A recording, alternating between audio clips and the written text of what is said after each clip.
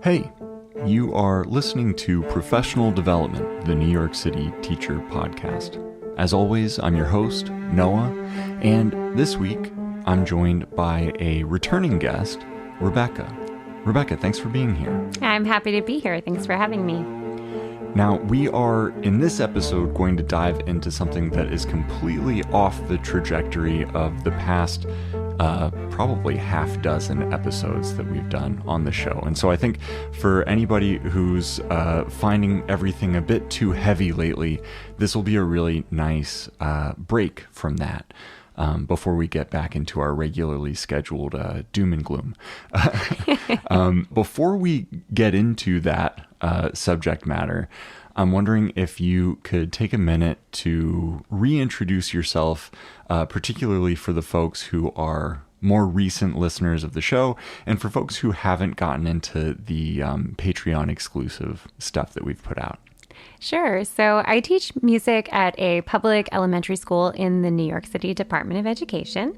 And my teaching license, I'm certified to teach music for students in grades pre-K through 12. So that's the same license as Noah. In my work as an educator, I have a particular interest in curriculum development for STEAM subject areas. So that's the acronym STEAM: science, technology, engineering, the arts, and mathematics. And as I've become more involved in and learned more about STEAM instruction, I've begun to focus specifically on the kinds of learning experiences that I sometimes say dissolve the walls of the classroom and allow students to engage meaningfully with the world that surrounds them. So learning experiences that are student-driven, often focused in areas of students' own interests, interdisciplinary work or perhaps transdisciplinary work, authentic and connected to the real world. All these kinds of learning experiences go by many different names, but a familiar term for many people will be project-based learning. So that's a little bit of what I'm interested in as an educator.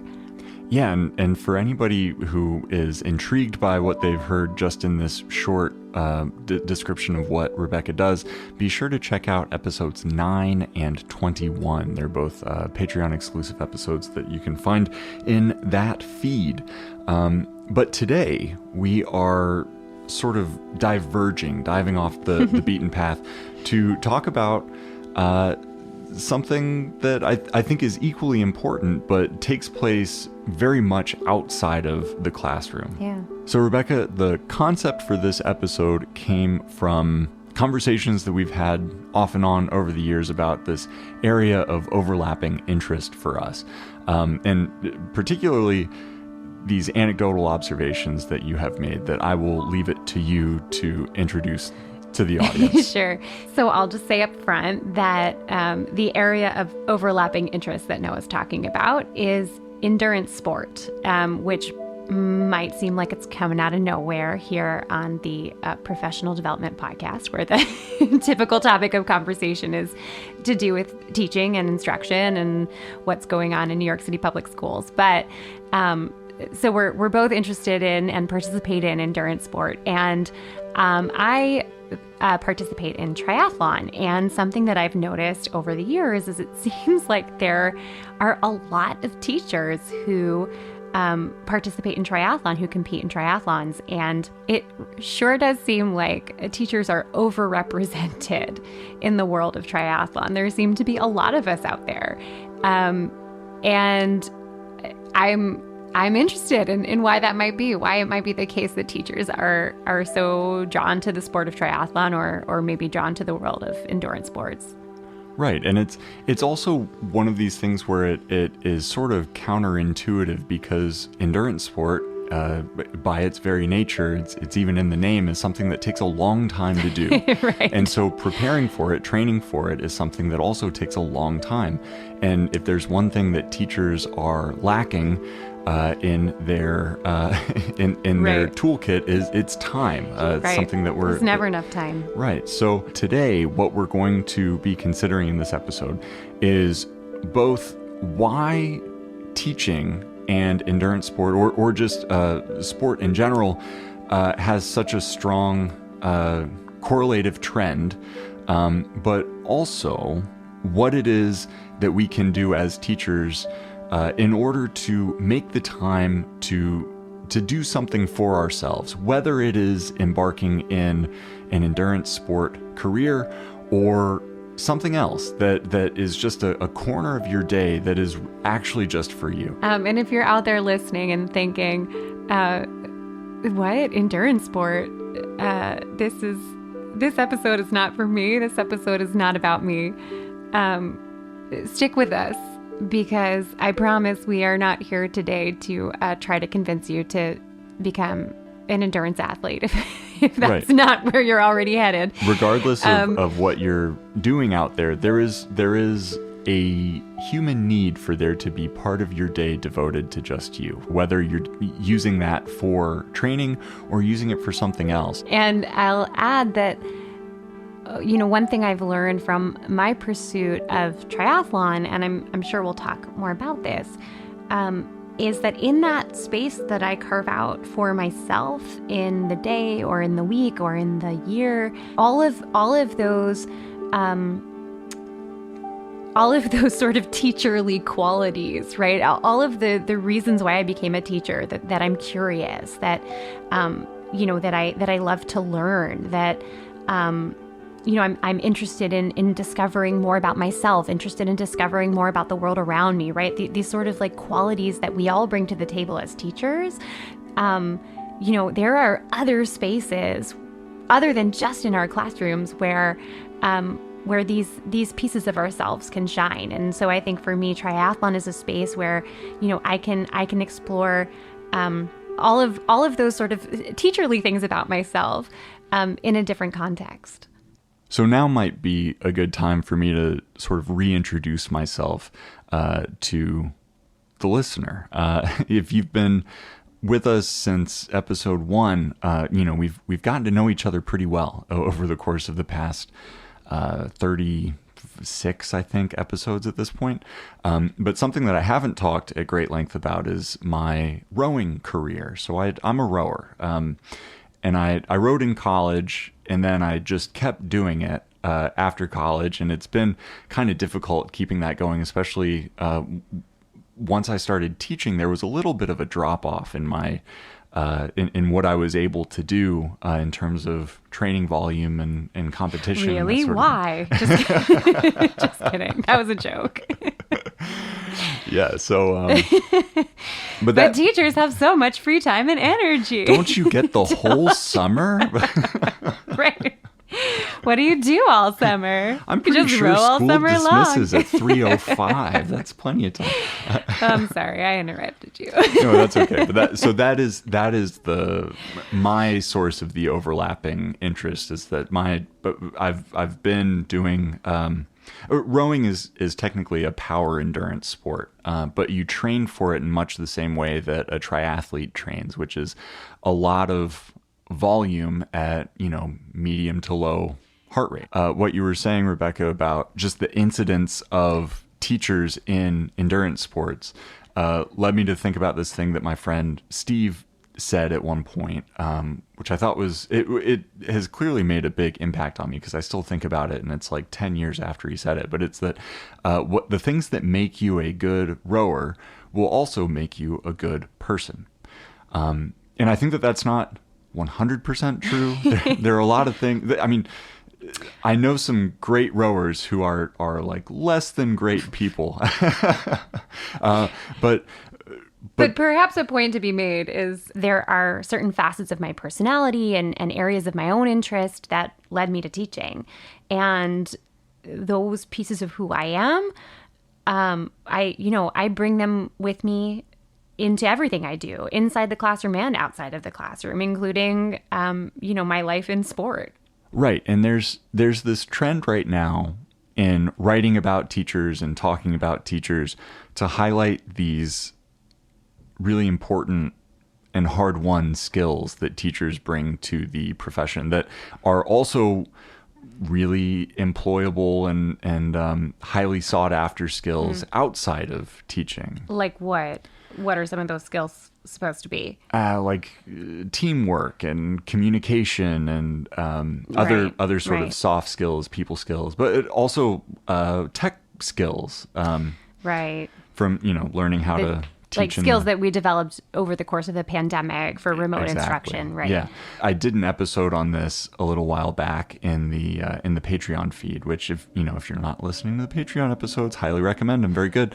But this one was about dastardly deprofessionalization. And I highlighted a couple of articles that were in the Wall Street Journal over the course of a week that were just all about what teachers can expect after they leave the profession, after they take these skills that they've picked up from teaching and take them elsewhere. Bring them out into the world But beyond. there is a particular kind of person, I think, who is drawn to and who succeeds in teaching. Yeah, right. I mean, I do think there are sort of qualities that bring people to teaching and allow people to find meaning and joy in teaching that are maybe not skills so much as dispositions, yeah, right? Exactly. Maybe not only dispositions, but maybe also values. And I know I've been on the podcast talking about values before, so apologies to anybody who's heard me wax poetic on this subject already. But as a person, what do I value? If my values include things like, curiosity, growth mindset, vulnerability, right? There are certain values, I think, that work really well in the profession of teaching. They align really well to the work that we do every day. And they can also be tremendous assets, or not even just assets, but things that would lead you into triathlon, into rowing, into running, into cycling, into cross-country skiing. Exactly. And so I think particularly growth mindset is a huge one. We could even generalize and say a love of learning, an interest in learning, right? I mean, absolutely. I sure hope that anyone who's been teaching for a long time and plans to continue doing so has a love of learning. I think. No, I think I've acquired enough understanding. I've learned enough. Right. But I would say that my experience in triathlon has been characterized by a constant cycle of learning. And I think my interest in and my love of that learning process is what sort of keeps me interested in the sport. In the same way that my love of learning and my interest in the learning process is one of the things that brings me back to the classroom every September. Right. What is it about triathlon or any of the other endurance sports that make these communities of learners? I think in order to answer that question, we have to talk a little bit about what it looks like to train for and compete in endurance sports in general or specifically. And so in triathlon, we're training for and competing in 3 different sports. And when you complete a triathlon, when you race a triathlon, you're swimming, then biking, then running in sequence. So first you swim, then you bike, then you run. And the length of the event and the length of each of those individual components can vary. So we have short course triathlon and we have long course triathlon. And so the way that you train and also the way that you race will depend on the duration of the event. Right. But regardless, if you're preparing to race a triathlon, you need to be prepared to swim and bike and run. And typically the way that training looks is you are over the course of a week completing training sessions in each of those disciplines.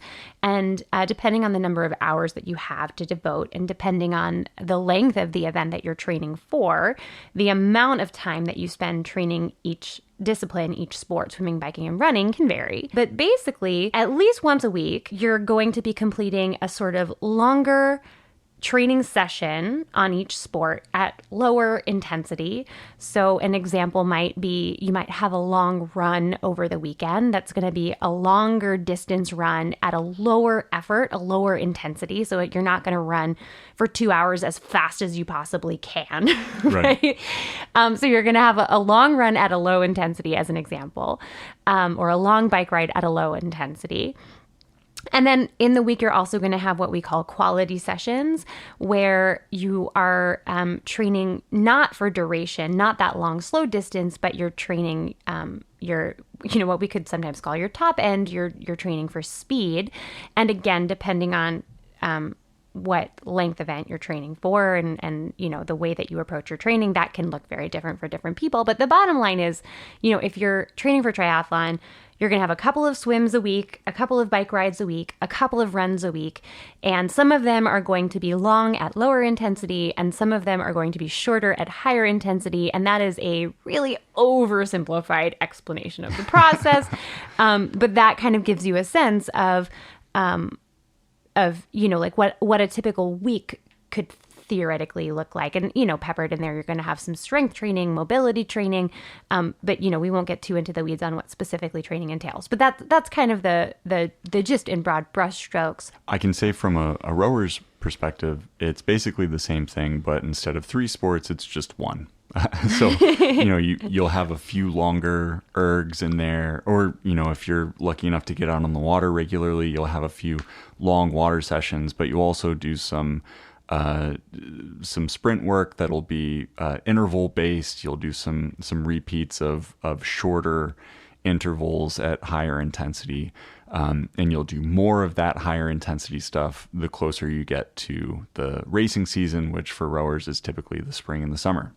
So it probably goes without saying that in each of these sports, when you're racing, typically the goal is to get from the start of the race to the finish of the race as quickly as you can, and ideally faster than everybody else. For many athletes, it's often also a goal just to complete the distance and to complete the distance strong. Mm-hmm. So maybe kind of like the school year. Kind of like the school year, right.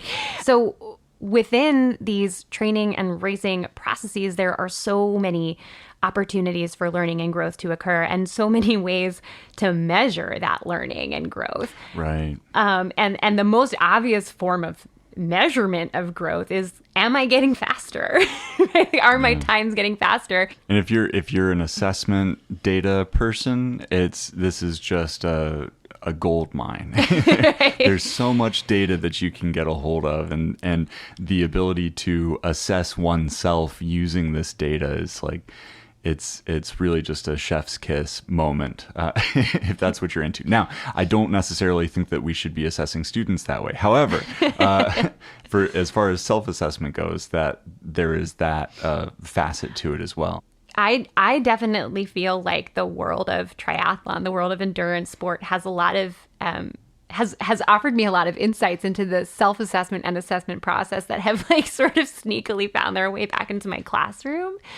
Interesting. An example of this in triathlon, we often have speed workouts, running workouts, speed workouts at the track, where you will be prescribed a certain number of you'll be prescribed to complete a certain number of intervals of a certain distance at your maximum possible effort over that distance, if that makes sense, right? So it might be 400 meters, which is one lap of a standard track, at the maximum effort that you can sustain for that lap of the track, and then repeat that a certain number of times with rest intervals in between, right?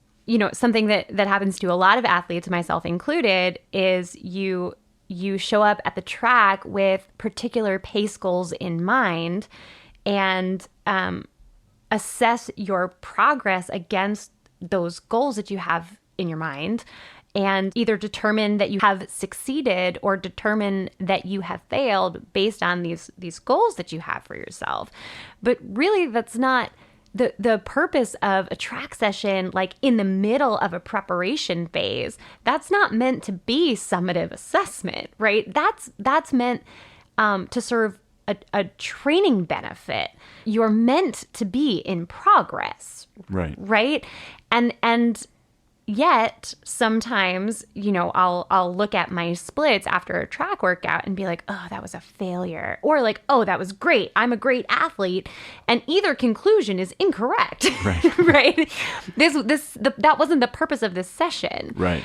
And I think that's an insight that I've carried into my classroom. when you're in the middle of a unit or you're in the middle of an investigation lesson and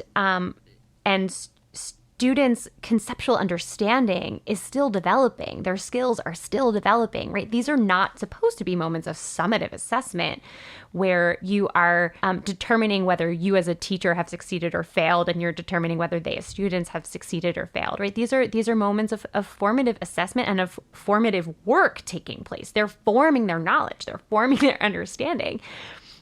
And so, to look at their work from a lesson in the middle of the unit and treat that work as indicative of how successful you have been as their teacher or how successful they have been as students, to me, that's analogous to showing up at the track in the middle of a preparation phase, looking at my paces and thinking to myself, well, I'm a failure.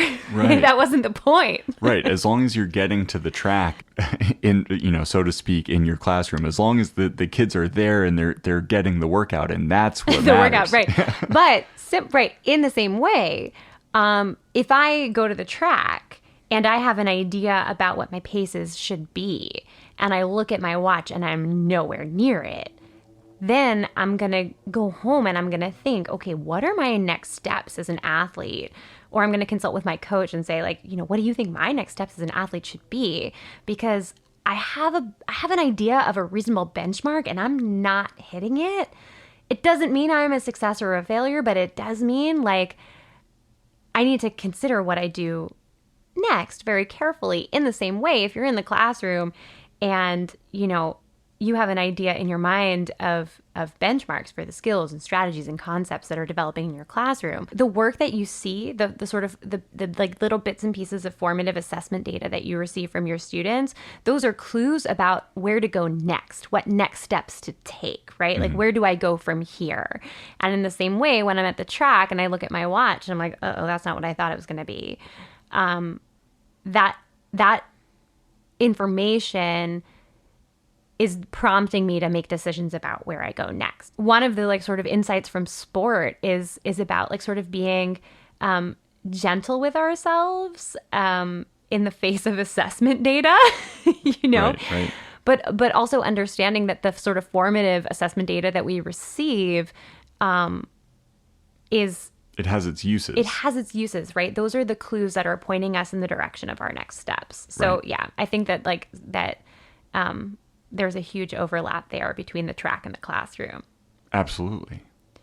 And so now that we're getting into some of the more concrete elements of sport and school, I wonder if you could walk me through your everyday experience as a teacher. So What does a day in the life of Rebecca, the teacher/athlete, look like?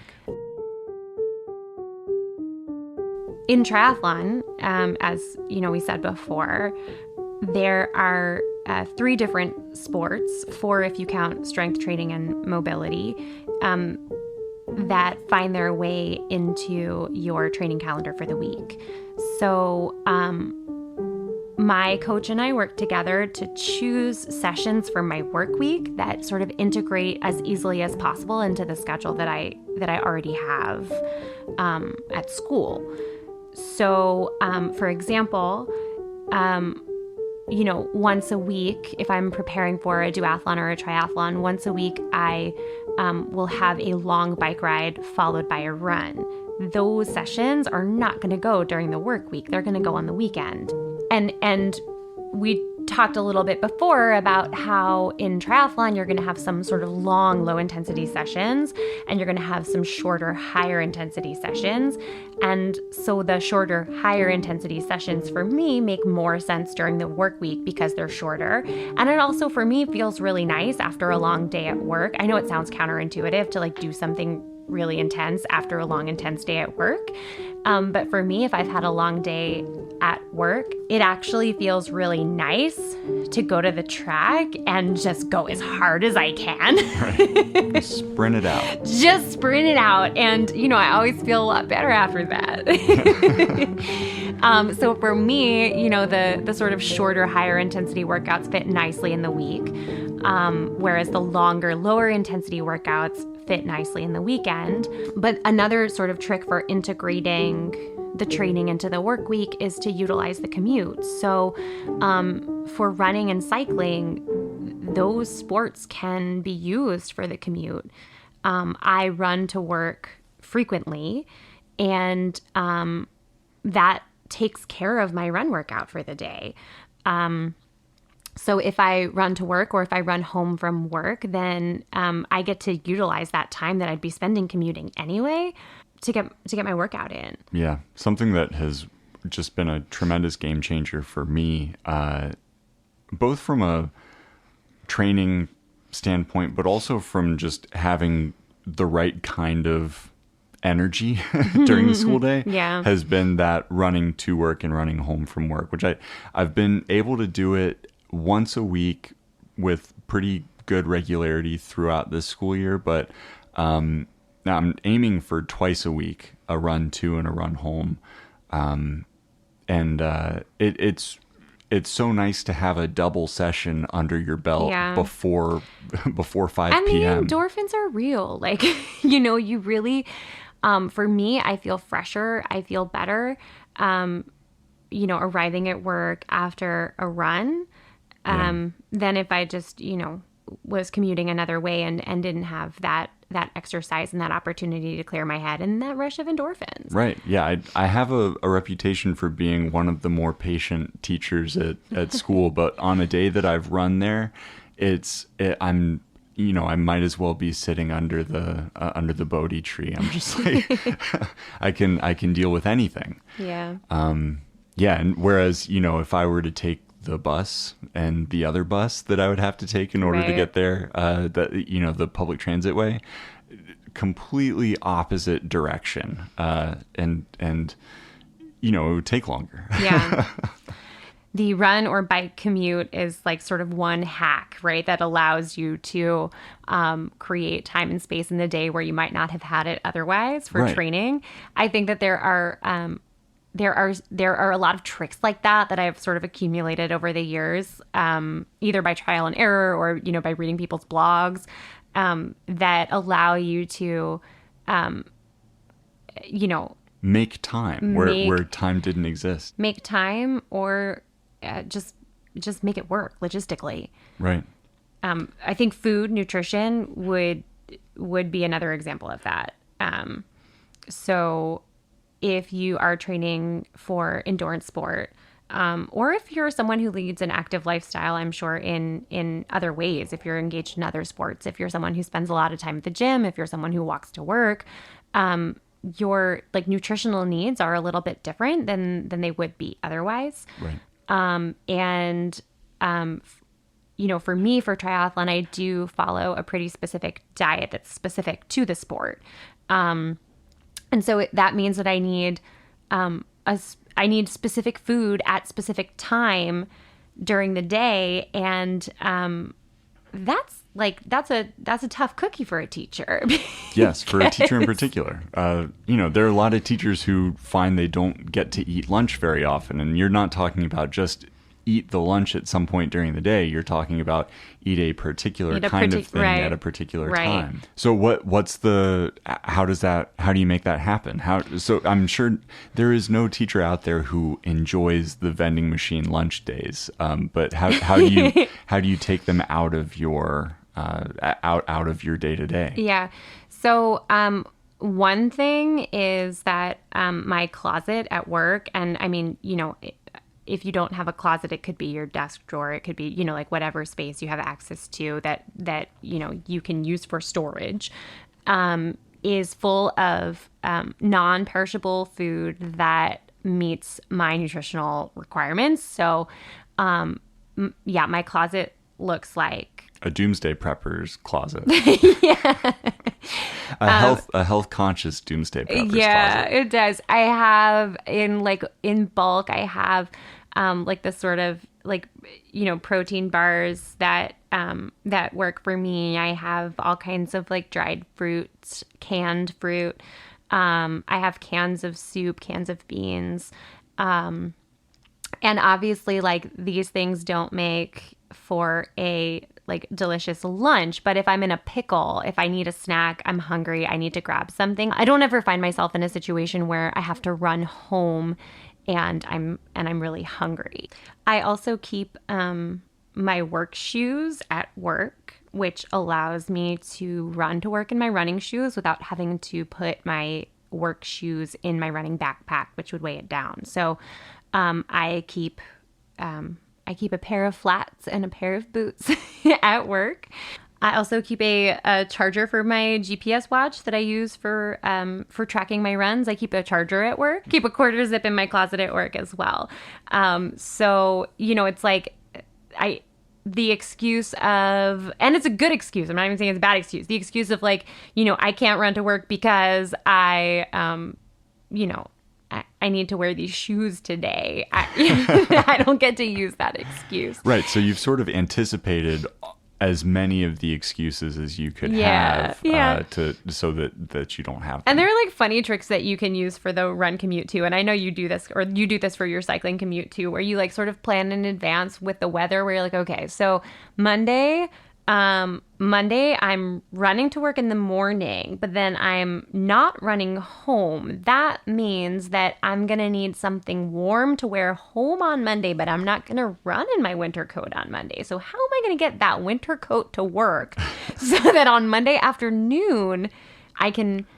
Gonna have to take it on Friday. I'm going to have to take it on Friday. Right.